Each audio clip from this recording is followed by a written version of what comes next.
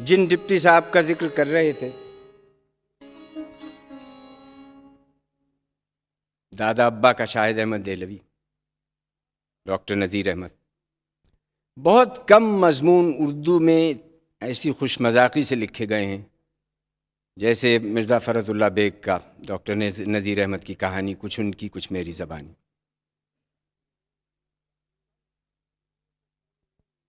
سن 1903 میں میاں دانی نے اور میں نے ہندو کالج دلی سے ایف اے کا امتحان پاس کیا اور دونوں مشن کالج میں داخل ہو گئے۔ ایف اے میں میرا مضمون اختیاری سائنس اور دانی کا عربی تھا۔ انہوں نے مجھے مشورہ دیا کہ بی اے میں عربی لے لو، دونوں کو ایک دوسرے سے مدد ملے گی اور امتحان کی تیاری میں سہولت ہوگی۔ مجھے اپنے حافظے پر گھمنڈ تھا، یہ بھی نہ سمجھا کہ اس مضمون کو سنبھال سکوں گا یا نہیں، جھٹ راضی ہو گیا۔ القصہ ہم دونوں بی اے کے درجہ ابتدائی میں شریک ہو گئے۔ ہمارے عربی کے پروفیسر مولوی جمیل الرحمن تھے، بڑے اللہ والے لوگ تھے۔ عربی کا گھنٹہ بآسانی تصوف کی باتوں میں گزر جاتا تھا، کچھ تھوڑا بہت پڑھ بھی لیتے تھے۔ دانی کچھ سمجھتے ہوں، کم ترین تو طوطے کی طرح حفظ کر لیتا تھا۔ صرف و ناو اس میں تو میں کورے کا کورا ہی رہا۔ سنتے آئیں کہ مصیبت کہہ کر نہیں آتی، لیکن یہ نہیں سنا تھا کہ عربی کے پروفیسر کہہ کر نہیں جاتے۔ ایک دن جو مولوی صاحب کے کمرے میں پہنچے تو دیکھا کہ کمرہ خالی ہے۔ دریافت کیا تو معلوم ہوا کہ مولوی صاحب کل شام استعفیٰ دے کر کعبۃ اللہ چلے گئے۔ پرنسپل صاحب کے پاس پہنچے کہ دوسرے صاحب کب آتے ہیں؟ انہوں نے کورا جواب دے دیا کہ ہم عربی کی جماعت کا بندوبست نہیں کر سکتے، بہتر ہے کہ مضمون تبدیل کر لو۔ دانی راضی ہو گئے۔ دفتر میں جا کر جو لیکچروں کا حساب کیا تو معلوم ہوا کہ مضمون تبدیل کرنے کا وقت نہیں، لیکچر کم رہ جائیں گے اور اس طرح بجائے 2 سال کے 3 سال میں شریک امتحان ہونا پڑے گا۔ سنگ آمد و سخت آمد کی صورت آ پڑی تو دوسرے ٹھکانے کی تلاش ہوئی۔ دونوں سر ملا کر بیٹھے، مشورہ کیے، تجویز پاس ہوئی کہ کسی زبردست مولوی کو گھیرنا چاہیے۔ دلی میں 2-3 بڑے عربی دان مانے جاتے تھے، ایک مولوی محمد اسحاق، دوسرے شمس العلماء مولوی ضیاء الدین خان صاحب اور تیسرے مولوی نذیر احمد خان صاحب۔ وہیں سیڑھیوں پر بیٹھ کر کونسل ہوئی کہ مولوی نذیر احمد صاحب پر حملہ عبد الرحمن کی آڑ میں کیا جائے۔ یہ عبد الرحمن، ان کے والد کا نام سراج الدین احمد تھا، نہایت نیک و پرہیزگار شخص تھے، جوتوں کی دکان تھی۔ مولوی نذیر احمد صاحب اس دکان کو ہمیشہ رقمی مدد دیا کرتے تھے، روزانہ شام کو وہاں آ کر بیٹھتے۔ عبد الرحمن میرے ہم جماعت تھے، سو دوسرے ہی دن سے میں نے ان کو گانٹنا شروع کیا۔ 2-1 روز کے بعد ان سے اظہار مطلب کیا، کہنے لگے بھائی مولوی صاحب کو فرصت کم ہے، کہیں انکار نہ کر بیٹھیں۔ میں نے کہا میاں عبد الرحمن تم ان تک ہم کو پہنچاؤ، اگر ہو سکے تو 1-2 کلمہ خیر بھی ہمارے حق میں کہہ دو، آگے ہم جانے ہماری قسمت۔ وہ راضی ہو گئے، کہا شام کو 8 بجے دکان پر آ جانا، میں مولوی صاحب سے ملوا دوں گا۔ اندھا کیا چاہے 2 آنکھیں۔ ٹھیک 8 بجے ہم دونوں سراج الدین صاحب کی دکان پر پہنچے۔ یہ دکان فتح پوری کی مسجد کے قریب تھی۔ جا کر کیا دیکھتے ہیں کہ مولوی صاحب بیٹھے سراج الدین سے کچھ رقم کا حساب کر رہے ہیں۔ ہم نے جاتے ہی سلام کیے، خاموش تخت کے کونے پر بیٹھ گئے۔ سراج الدین صاحب نے خیریت پوچھی، عبد الرحمن ہمارے پاس آ بیٹھے، مگر مولوی صاحب روپیوں کے حساب کتاب میں اس قدر مشغول تھے کہ انہوں نے دیکھا بھی نہیں کہ کون آیا کون گیا۔ میں نے سوچا کہ یہاں بھی معاملہ پلٹتا معلوم نہیں ہوتا۔ میں نے نہایت رقت آمیز لہجے میں اپنی مصیبت کا تذکرہ شروع کیا۔ فرمانے لگے تو عربی چھوڑ دو، سائنس پڑھو۔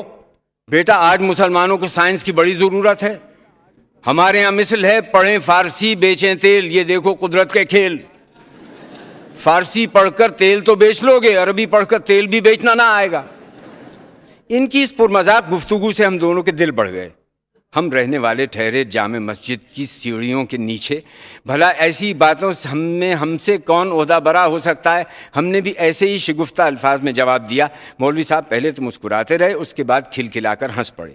دانی کی طرف اشارہ کر کے کہنے لگے یہ تو بڑا غریب معلوم ہوتا ہے، مگر تو بڑا بدماش ہے۔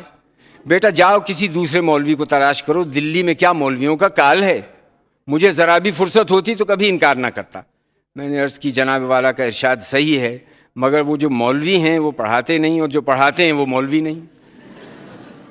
کہنے لگے اچھا بھائی تم کو پڑھاؤں گا، مگر تم بھاگ جاؤ گے۔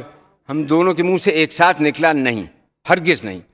مولوی صاحب نے کہا چھٹی 1 دن کی نہ ہوگی؟ ہم نے کہا بہت خوب۔ مولوی صاحب نے کہا عید بقرعید کو بھی آنا پڑے گا؟ ہم نے کہا نہایت مناسب۔ کل کس وقت حاضر ہوں؟ مولوی صاحب تھوڑی دیر تک انگلیوں پر کچھ اپنے وقت کا حساب کرتے رہے. اس کے بعد کہا دوپہر کو 1:30 بجے. ہم نے کہا بہت خوب. چونکہ ان باتوں میں رات زیادہ ہو گئی تھی اس لیے مولوی صاحب دکان سے اٹھے. ہم سب نے سلام کیا اور وہ وعلیکم السلام کہتے ہوئے تشریف لے گئے. راستے میں دانی نے کہا میاں مرزا بڑے میاں نے مار ڈالا. 11 بجے کالج سے پڑھ کے نکلیں گے, کشمیری دروازے سے چل کر چوڑی والوں آتے آتے 11:30 بج جائیں گے. دم نہ لینے پائیں گے کہ مولوی صاحب کے یہاں چلنے کی تیاری کرنی پڑے گی. کہاں چاوڑی اور کہاں کھاری باولی. میں نے کہا میاں دانی کچھ دن چل کر دیکھتے ہیں, شاید مولوی صاحب کو رحم آ جائے گا. مگر ان کو آخر تک رحم نہ آیا. لطف یہ ہے کہ جاڑوں میں صبح 6:30 بجے تعلیم کا وقت مقرر ہوا. لیکن ایمان کی بات ہے کہ مولوی صاحب ہی کی ہمت تھی کہ وہ ہمارے پڑھانے کو تیار ہو گئے. بیچاروں کا 1 منٹ خالی نہ تھا اور انہوں نے جو وقت ہم کو دیا وہ اپنے آرام کے وقت میں سے کاٹ کر دیا تھا. تقریباً 2 برس تک ہم ان سے پڑھتے رہے. نہ ہم نے کبھی گرمی یا سردی کی شکایت کی, نہ کبھی وقت بدلنے کا لفظ زبان پر لائے, نہ ان 2 سال میں ایک دن ناغہ کیا. یہاں تک کہ مولوی صاحب بھی ہمیشہ کہتے تھے کہ بیٹا جب تم دونوں آتے ہو میرا دل خوش ہو جاتا ہے, کیونکہ میں تم میں طالب علمی کی بو پاتا ہوں. میں جانتا ہوں کہ تعلیم کس کو کہتے ہیں اور علم کیوں کر حاصل ہوتا ہے. جس طرح ہم نے پڑھا ہے کچھ ہمارا ہی دل جانتا ہے. اس زمانے کے لونڈوں پر اگر ایسی بپتا پڑے تو گھر چھوڑ کر بھاگ جائیں. پھر میری طرف دیکھ کر بولے استاد تم سے مجھے کچھ توقع نہیں, تم صرف BA پاس کرنے کی فکر میں ہو. دانی کو شوق ہے یہ عربی میں ترقی کرے گا مگر تم کورے کے کورے ہی رہو گے اور انشاءاللہ 5 برس میں میری ساری محنت اکارت کر دو گے. خدا کے فضل سے ان کی یہ پیشین گوئی پوری ہوئی. مولوی صاحب کی کوئی بات نہ تھی جس میں خوش مذاقی کا پہلو نہ ہو, کوئی قصہ نہ تھا جس میں ظرافت کوٹ کوٹ کر نہ بھری ہو, کوئی طرز بیان نہ تھا ہنساتے ہنساتے نہ لٹا دے. وہ دوسروں کو ہنساتے تھے اور چاہتے تھے کہ دوسرے اپنی باتوں سے ان کو ہنسائیں. یہی وجہ تھی کہ ہم اور خاص کر میں مولوی صاحب کے سامنے بہت شوخ ہو گئے تھے. لیکن وہ طرح ہی نہیں دیتے تھے بلکہ کہا کرتے تھے کہ مجھے مقطع اور مسمسے شاگردوں سے نفرت ہے. لیجئے مولوی صاحب کا حلیہ سنیے. رنگ سانولا مگر روکھا, قد خاصا اونچا مگر چوڑان نے لمبان کو دبا دیا تھا. دوہرا بدن, گدرا ہی نہیں بلکہ موٹاپے کی طرف کسی قدر مائل. فرماتے تھے کہ بچپن میں ورزش کا شوق تھا, ورزش چھوڑ دینے سے بدن مرمروں کا تھیلا ہو جاتا ہے. بس یہی کیفیت تھی. بھاری بدن کی وجہ سے چونکہ قد ٹھگنا معلوم ہوتا تھا, اس کا تکملہ اونچی ترکی ٹوپی سے کر دیا جاتا تھا.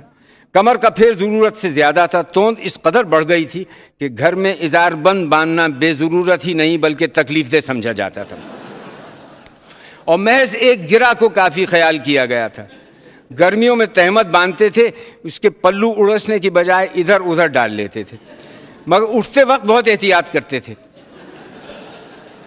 اول تو قطب بنے بیٹھے رہتے, اگر اٹھنا ہوا تو پہلے اندازہ کر لیتے تھے کہ فی الحال اٹھنے کو ملتوی کیا جا سکتا ہے یا نہیں. ضرورت نے بہت مجبور کیا تو ازار بند کی گرہ یا تہمت کے کونوں کے اڑسنے کا دباؤ توند پر ڈالتے تھے. جو تھوڑے رہے سہے بال تھے وہ اکثر نہایت احتیاط سے صاف کرا دیے جاتے تھے. آنکھیں چھوٹی چھوٹی ذرا اندر کو دھنسی ہوئی تھیں, بھویں گھنی, آنکھوں کے اوپر سایہ افغن تھیں.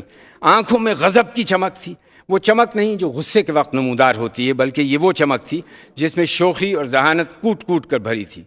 اگر میں ان کو مسکراتی ہوئی آنکھیں کہوں تو بے جانا ہوگا. کلہ جبڑا بڑا زبردست پایا تھا. چونکہ دہانہ بھی بڑا تھا اور پیٹ کے محیط نے سانس کے لیے گنجائش بڑھا دی تھی, اس لیے نہایت اونچی آواز میں بغیر سانس کھینچے بہت کچھ کہہ جاتے تھے. آواز میں گرج تھی مگر لوچ کے ساتھ. کوئی زور سے سنے تو یہ سمجھے کہ مولوی صاحب کسی کو ڈانٹ رہے ہیں. جوش میں آ کر جب آواز بلند کرتے تھے تو معلوم ہوتا تھا ترم بج رہا ہے, اس لیے بڑے بڑے جلسوں پر چھا جاتے تھے. ناک کسی قدر چھوٹی تھی اور نتنے بھاری. ایسی ناک کو گنواروں کی اصطلاح میں گاجر اور دلی والوں کی بول چال میں پھلکی کہا جاتا ہے. گو متانت چھو کر نہیں گئی تھی لیکن جسم کے بوجھ نے رفتار میں خود بخود متانت پیدا کر دی تھی. داڑھی بہت چھدری تھی, ایک ایک بال بآسانی گنا جا سکتا تھا. تھوڑی چوڑی اور ان کے ارادے کے پکے ہونے کا اظہار کرتی تھی. گردن چھوٹی مگر موٹی تھی. لیجے یہ ہیں مولوی نذیر احمد خان صاحب. اب رہی لباس کی بحث تو اس کا بھی حال سن لیجئے. جنہوں نے سٹیج پر ان کو شالی رومال باندھے کشمیری جبہ یا LLD کا گاؤن پہنے دیکھا ہے، انہوں نے عالی جناب شمس العلماء مولوی حافظ ڈاکٹر نذیر احمد خان صاحب LLD کو دیکھا ہے، مولوی نذیر احمد کو نہیں دیکھا. اب ہمارے مولوی صاحب کو دیکھیے، آئیے میرے ساتھ. یہ گلی میں پہلا ہی مکان مولوی صاحب کا ہے. مکان 2 منزلہ ہے، نیا بنا ہوا ہے. صفائی کی یہ حالت ہے کہ تنکا پڑا نظر نہیں آتا. دروازے کے باہر دونوں پہلوؤں میں 2 سنگین چوکیاں ہیں. دروازے کو عبور کرنے کے بعد صحن میں آتے ہیں. صحن کسی قدر چھوٹا ہے. سیدھی طرف دفتر ہے، اس کے مقابل بائیں طرف بارچی خانہ ہے. چولہے بنے ہوئے ہیں، آگ جل رہی ہے، مگر برتن اور ہنڈیاں وغیرہ سرے سے ندارد ہیں. آگ صرف حقے کے لیے سلگائی جاتی ہے. کھانا دوسرے گھر سے پک کر آتا ہے.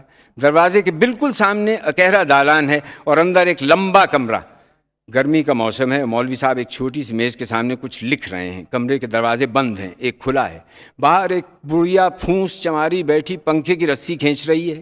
مولوی صاحب کا لباس، مگر خدا کے فضل سے ان کے جسم پر کوئی لباس ہی نہیں جس کا تذکرہ کیا جائے. نہ کرتا ہے، نہ ٹوپی ہے، نہ پیجامہ ہے. ایک چھوٹی سی تہمت برائے نام کمر سے بندھی نہیں ہے، محض لپٹی ہوئی ہے، لیکن گرا کے جنجال سے بے نیاز.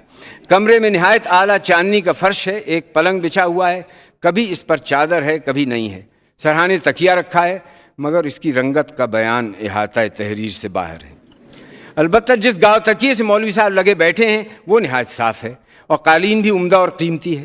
جاڑوں میں یہ مکان کے اوپر کے حصے میں رہتے تھے. چلیے وہاں کا رنگ بھی دکھا دوں. صدر دروازے سے ملا ہوا زینہ ہے. سیڑھیوں کے ختم ہونے پر غسل خانہ اور بیت الخلاء ہے. اس کے بعد ایک دروازہ آتا ہے. دروازے سے گزر کے چھت پر آتے ہی سامنے ایک کمرہ ہے اور اس کے دونوں جانب کوٹھڑیاں ہیں. غسل خانے کے بالکل مقابل دوسری طرف ایک چھوٹا سا کمرہ ہے. آخر میں مولوی صاحب یہیں رہا کرتے تھے. جس زمانے میں ہم پڑھتے تھے تو ان کی نشست سامنے والے بڑے کمرے بھی تھی. یہاں بھی چاندنی کا فرش ہے، اس پہ قالین، پیچھے گاؤ تکیہ، سامنے ایک چھوٹی سی نیچی میز ہے. پہلو میں حقہ ہے. مولوی صاحب کو حقے کا بہت شوق تھا، مگر تمباکو ایسا کڑوا پیتے تھے کہ اس کے دھوئیں کی کڑواہٹ بیٹھنے والوں کی حلق میں پھندا ڈال دیتی تھی. فرش قیمتی تھا، مگر چلم پیسے کی 2 والی تھی. اور نیچا تو خدا کی پناہ، اس کے تیار ہونے کی تاریخ لوگوں کے دلوں سے مدت کی محو ہو چکی تھی. ایک دفعہ ایک صاحب نے نیچا برتنے کا ارادہ بھی کیا، مگر مولوی صاحب نے نیچے کو جورو کا مترادف دے کر ایسا سخت فقرہ کسا کہ بیچارے ٹھنڈے ہو کر رہ گئے. خیر جاڑے کا موسم، مولوی صاحب بیٹھے حقہ پی رہے ہیں، پڑھا رہے ہیں. سر پر کنٹوپ ہے مگر بڑا دقیانوسی. کبھی کانوں کو ڈھکے ہوئے اور ڈوریاں نیچے لٹکتی ہوئیں، کبھی اس کے دونوں پاکھے اوپر کی طرف سیدھے کھڑے ہو کر لاٹ پادری کا نمونہ بن جاتے ہیں اور ڈوریاں ترے کا کام دیتی ہیں. کبھی پاکھوں کو سر پر اوپر تلے ڈوریوں سے کس دیا جاتا ہے. جسم پر روئی کی مرزئی، مگر ایسی پرانی کہ اس کی روئی کی گرمی مدت سے مائل بسردی ہو چکی ہے. اوپر سندلی رنگ کا دھنسا پڑا ہوا. یعنی دیکھا آپ نے ہمارے مولوی صاحب کو 4 بجے اور مولوی صاحب نے آواز دی، پانی تیار ہے؟ جواب ملا جی ہاں. مولوی صاحب غسل خانے میں گئے، کپڑے بدل یا یوں کہو کہ جون بدل کر باہر نکل آئے اور چلے ٹاؤن ہال کو. لیجئے اب یہ ہمارے مولوی صاحب نہیں رہے، آپ کے مولوی صاحب ہو گئے.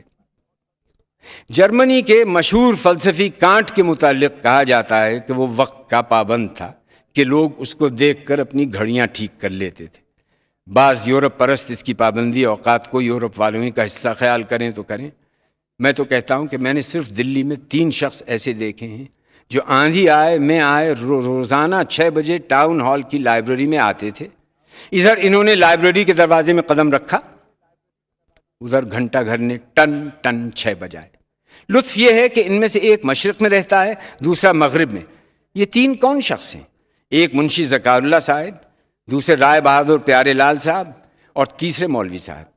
ایک چیلوں کے کوچے سے آتا ہے، دوسرا دریبے سے، تیسرا کھاری باولی سے.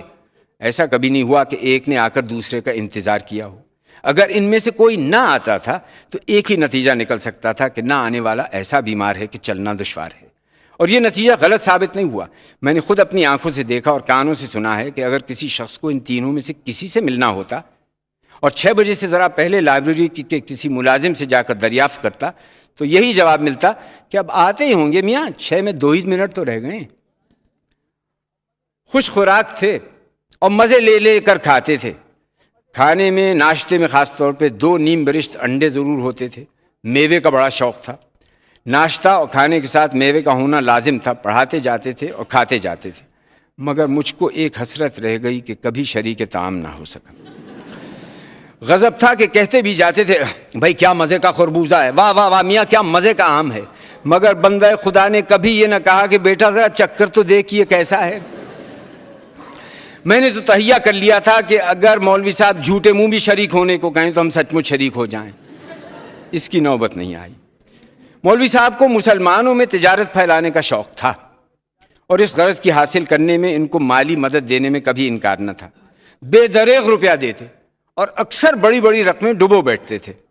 کہا کرتے تھے میاں میں سچ کہتا ہوں اس تجارت کے شوق میں 3 لاکھ روپیہ کھو بیٹھا ہوں، پھر بھی جو کچھ مجھے محض بعض کھرے دکانداروں سے پہنچا ہے اس نے میرے نقصان کی تلافی نہیں دی بلکہ کچھ نفع ہی پہنچایا۔ بیٹا تم بھی تجارت کرو، روپیہ میں دیتا ہوں، نوکری کی کھکیڑ اٹھاؤ گے تو مزہ معلوم ہوگا۔ جس طرح روپیہ دل کھول کر دیتے تھے اسی طرح حساب بڑی سختی سے لیتے تھے، گرمی ہو یا جاڑا، دھوپ ہو یا میں۔ قرضدار کے ہاں ان کا روزانہ چکر نہ چھوٹتا تھا۔ جائے گئے پہنچے، جاتے ہی پہلے تو غلق پر قبضہ کیا، اس کے بعد کھاتا دیکھا، گردی دیکھی، سامان دیکھ بکری کا اندازہ کیا، روپیہ جیب میں ڈالا، السلام علیکم وعلیکم السلام کیا اور چل دیے۔ دوسرے دکاندار کے پاس پہنچے، وہاں بھی یہی پہلا سبق دہرایا، کوڑی کوڑی کا حساب دیکھتے، اعتراضوں کے بوچھاڑ سے پریشان کہتے اور کہتے جاتے بھائی حساب جو جو بخشش 100 فقرے کے پہلے جز سے تو بیچاروں کو روزانہ واسطہ پڑتا، لیکن دوسرے جز کا دیکھنا کبھی کسی کو نصیب نہ ہوا۔ یہ ضرور ہے کہ اگر واقعی بازار کے مندہ ہونے یا کسی اور وجہ سے ان کے کسی قرضدار کا نقصان ہوا یا دیوالیہ نکل جاتا تو پھر اس قرضے کا ذکر زبان پر نہ لاتے۔ ان کا خیال تھا کہ دلی کے پنجابی تجارت کو خوب سمجھتے ہیں، ان کو دل کھول کر روپیہ دیتے تھے، اکثر انہی کے ہاتھوں نقصان اٹھاتے تھے۔ مثال کے طور پر ایک واقعہ بیان کرتا ہوں کہ ایک صاحب جن کا نام اور ظاہر کرنا مناسب نہیں مولوی صاحب کے پاس آئے، تجارت کا ذکر چھیڑا اور مولوی صاحب کو ولایتی جوتوں کے وہ سبز باغ دکھائے کہ تیسرے ہی روز بلا کسی تمانیت کے 11,000 روپے کا چیک مولوی صاحب نے ان کے نام لکھ دیا۔ بڑے ٹھاٹ سے سنہری مسجد کے قریب دکان کھولی گئی، مولوی صاحب جاتے، گھڑی دو گھڑی وہاں بیٹھتے، دکاندار صاحب کی لچھے دار باتیں سنتے، چلتے وقت کچھ روپیہ جیب میں ڈالنے کو مل جاتے، اس لیے خوش خوش بغیر حساب کتاب دیکھے روپے کو ہاتھ لگانا گناہ کبیرہ سمجھتے تھے۔ قصہ مختصر، اصل میں سے 2-2.5 ہزار مولوی صاحب کو تھاما، اس نے دیوالیہ نکال دیا، قرقی ہوئی، مال نیلام چڑھا اور اس میرے یار نے کل سامان دوسروں کے ذریعے سے خود خرید لیا۔ مولوی صاحب کو اس چال کی کان و کان خبر نہ ہوئی۔ اس کے بعد آیا، بہت رویا، بہت ٹسوے بہائے۔ مولوی صاحب سمجھے بیچارے کو بڑا رنج ہوا، کہا بھائی جاؤ، تجارت میں یہی ہوتا ہے، یا اس پار یا اس پار، چلو گئی گزری بات ہو گئی۔ ایک روز خدا کا کرنا کیا ہوا کہ یہ چاوڑی میں جا رہے ہیں، کچھ جھٹپٹا ہوا تھا، کیا دیکھتے ہیں کہ دکاندار صاحب خوب پیے، عطر میں بسے، پھولوں کا کنٹھا گلے میں ڈالے، ایک رنڈی کا ہاتھ پکڑے، کوٹھے سے اترے اور آ کر ایک کھلی گاڑی میں سوار ہوئے۔ مولوی صاحب نے جو یہ رنگ دیکھا تو وہیں ٹھٹک گئے۔ اتنے میں انہوں نے بھی مولوی صاحب کو دیکھا، بہت مسکرا کر سلام کیا۔ رنڈی نے چپکے چپکے کچھ دریافت کیا تو ایک قہقہ لگا کر کہنے لگے یہ سب کچھ مولوی صاحب ہی کی جوتیوں کا صدقہ ہے۔ مولوی صاحب کے آگ لگ گئی، دوسرے ہی دن نالش ٹھونک دی، آخر کار ان کو ٹھکانے لگا کر دم لیا۔ لوگوں نے سفارشیں بھی کی، اس نے خود آ کر بہت توبہ طلع کی، لیکن یہ نہ ماننا تھے، نہ مانے، اور آخر جب اس کو کھک کر دیا اس وقت ان کو چین آیا۔ سود لینا جائز سمجھتے تھے، اگر کوئی حجت کرتا تو مارے تعویلوں کے اس کا ناطقہ بند کر دیتے۔ ایک تو حافظ، دوسرے عالم، تیسرے لسان، بھلا ان سے کون در آ سکتا تھا؟ اور تو اور خود مجھ سے سود لینے کو تیار ہو گئے۔ واقعہ یہ ہے کہ ہم پر متفرق قرضے تھے، خیال آیا کہ ایک جگہ سے قرض لے کر سب کو ادا کر دیا جائے۔ قرضہ کس سے لیا جائے، یہ ذرا ٹیڑھا سوال تھا۔ ہر پھر کر مولوی صاحب پر نظر جاتی تھی۔ آخر ایک دن جی کڑا کر کے میں نے مولوی صاحب سوال کر ہی دیا۔ کہنے لگے کتنا روپیہ چاہیے؟ میں نے کہا 12,000۔ بولے ضمانت؟ میں نے کہا چوڑی والوں کا مکان۔ پوچھا کتنی مالیت کا ہے؟ میں نے کہا کوئی 60-70 ہزار روپے کا۔ فرمایا کل قبالہ لیتے آنا۔ میں نے دل میں سوچا چلو چھٹی ہوئی، بڑی جلدی سے معاملہ پٹ گیا۔ دوسرے دن قبالہ لے کر پہنچا، پڑھ کر کہا ٹھیک ہے مگر بیٹا سود کیا دو گے؟ میں نے کہا مولوی صاحب آپ اور سود؟ کہنے لگے کیوں، اس میں کیا حرج ہے، میں نہ دوں گا تو کسی ساہوکار سے لوگے، اس کو خوشی سے سود دو گے؟ ارے میاں مجھے کچھ فائدہ پہنچاؤ گے تو دین و دنیا دونوں میں بھلا ہوگا۔ آخر میں تمہارا استاد ہوں یا نہیں، میرا بھی کچھ حق ہے تم پر یا نہیں؟ جاؤ شاباش بیٹا، اپنے چچا سے جا کر تصفیہ کراؤ، کل ہی چیک بنگال بینک کے نام لکھے دیتا ہوں۔ میں نے کہا مولوی صاحب لوگ کیا کہیں گے، مولوی ہو کر سود لیتے ہیں، اور لیتے ہیں کس سے؟ اپنے شاگردوں سے۔ کہنے لگے اس کی پرواہ نہ کرو، جب مجھ پر کفر کا فتویٰ لگ چکا ہے تو اب مجھے ڈر ہی کیا رہا۔ اچھا جاؤ تمہارے ساتھ یہ رعایت کرتا ہوں کہ اوروں سے روپیہ سینکڑا لیتا ہوں، تم سے 14 آنے لوں گا۔ ایک روز مولوی صاحب معلقات پڑھا رہے تھے، عمرو بن کلثوم کا قصیدہ تھا۔ جب اس شعر پر پہنچے، ابا ہندا فلا تعجل علینا وانظرنا نخبرک الیقینا، تو کتاب رکھ دی اور بہت ہنسے۔ ہنستے ہنستے لوٹ گئے۔ ہماری سمجھ میں نہ آیا تھا کہ الہی یہ ماجرا کیا ہے، شعر میں تو کوئی ہنسی کی بات نہیں۔ دیر کے بعد سنبھل کر بولے، میاں بعض شعر قصہ طلب ہوتے ہیں، یہ شعر میری زندگی کے قصے کا آغاز ہے۔ اچھا لو سناتا ہوں، مگر پہلے تمہید سن لو۔ میاں ہم بہت غریب لوگ تھے، نہ کھانے کو روٹی نہ پہننے کو کپڑا۔ تعلیم کا شوق تھا، اس لیے میں پھرتا پھراتا پنجابیوں کے کٹرے کی مسجد میں آ کر ٹھہر گیا۔ یہاں کے مولوی صاحب بڑے عالم تھے، ان سے پڑھتا اور توکل پر گزارا کرتا۔ مولوی صاحب کے 2-4 شاگرد اور بھی تھے، انہیں بھی پڑھاتے، مجھے بھی پڑھاتے۔ دن رات پڑھنے کے سوا کچھ کام نہ تھا۔ تھوڑے سے دنوں میں کلام مجید پڑھ کر میں نے ادب پڑھنا شروع کیا اور 4 برس میں معلقات پڑھنے لگا۔ گو میری عمر 12 سال کی تھی، مگر قد چھوٹا ہونے کی وجہ سے 9-10 برس کا معلوم ہوتا تھا۔ پڑھنے کے علاوہ میرا کام روٹیاں سمیٹنا بھی تھا۔ صبح ہوئی اور میں چھڑی لے کر ہاتھ میں گھر گھر روٹیاں جمع کرنے نکلا۔ کسی نے رات کی بچی ہوئی دال دے دی، کسی نے قیمے کی لگدی رکھ دی، کسی نے 2-3 سوکھی روٹیوں پر ٹرکھا دیا۔ غرض رنگ برنگ کا کھانا جمع ہو جاتا۔ مسجد کے پاس ہی عبدالخالق صاحب کا مکان تھا، اچھے خاصے کھاتے پیتے آدمی تھے۔ انہی کے بیٹے ڈپٹی عبدالحامد ہیں جو سامنے والے مکان میں رہتے ہیں۔ ان کے ہاں میرا قدم رکھنا مشکل تھا۔ ادھر میں نے قدم رکھا، ادھر ان کی لڑکی نے ٹانگ لی۔ جب تک 2 سیر مسالہ مجھ سے پسوا نہ لیتی، نہ گھر سے نکلنے دیتی، نہ روٹی کا ٹکڑا دیتی۔ خود آ جانے کہاں سے محلے بھر کا مسالہ اٹھا لاتی تھی۔ پیستے پیستے ہاتھوں میں گٹے پڑ گئے۔ جہاں میں نے ہاتھ روکا اور اس نے بٹا انگلیوں پر مارا، بخدا جان سی نکل جاتی تھی۔ میں نے مولوی صاحب سے کئی دفعہ شکایت بھی کی، مگر انہوں نے ٹال دیا۔ خبر نہیں مجھ سے کیا دشمنی تھی، چلتے چلتے تاکید کر دیا کرتے تھے کہ عبدالخالق صاحب کے مکان میں ضرور جانا۔ بہرحال مارا دھاڑی روز وہاں جانا پڑتا اور روز یہی مصیبت جھیلنی پڑتی۔ تم سمجھے بھی یہ لڑکی کون تھی؟ میاں یہ لڑکی وہ تھی جو بعد میں ہماری بیگم صاحبہ ہوئی۔ جب سوچتا ہوں تو پچھلا نقشہ آنکھوں میں پھر جاتا ہے اور بے اختیار ہنسی آ جاتی ہے۔ اکثر ہم دونوں پہلی باتوں کو یاد کرتے اور خوب ہنستے تھے۔ خدا غریق رحمت کرے، جیسی بچپن میں شریر تھیں ویسی ہی جوانی میں غریب ہو گئیں۔ ان کے مرنے کے بعد ہماری تو زندگی کا مزہ جاتا رہا۔ امیر حبیب اللہ خان بقرعید کے دن دلی میں تھے۔ اس روز جمعہ تھا۔ صبح کو بقرعید کی نماز عیدگاہ میں پڑھی، جمعہ کی نماز جامع مسجد میں، شام کو سرکٹ ہاؤس میں دربار کیا۔